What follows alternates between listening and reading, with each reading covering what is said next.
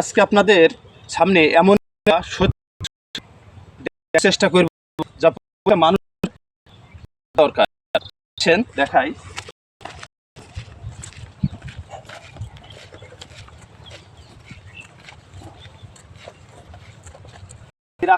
এগুলো দেখতে পাচ্ছেন ফুল ফুটে রয়েছে, অনেক সুন্দর, অনেক ভালো লাগার একটা দিক, ভালো লাগছে। কিন্তু এর ভিতরে একটা বিষণ্ণতা, একটা কাঁটা আছে যা মানুষের দেহ আস্তে আস্তে আস্তে আস্তে ক্ষত করে দিচ্ছে।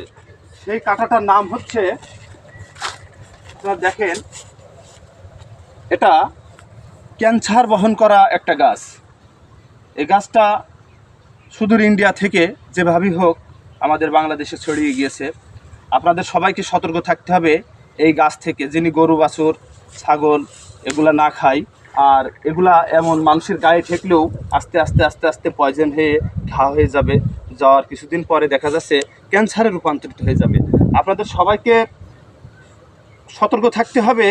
এইগুলা বাড়ির আশেপাশে থাকলে, মাঠের জমিতে, রাস্তাঘাটের পাশে থাকলে অবশ্যই পরিষ্কার করে রাখতে হবে।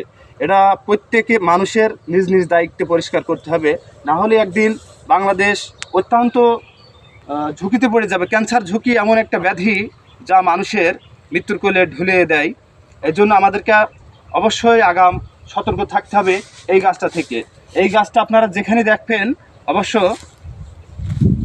এই গাছটা যেখানে দেখবেন সেখান থেকেই একে নির্মূল করে দেওয়ার চেষ্টা করবেন।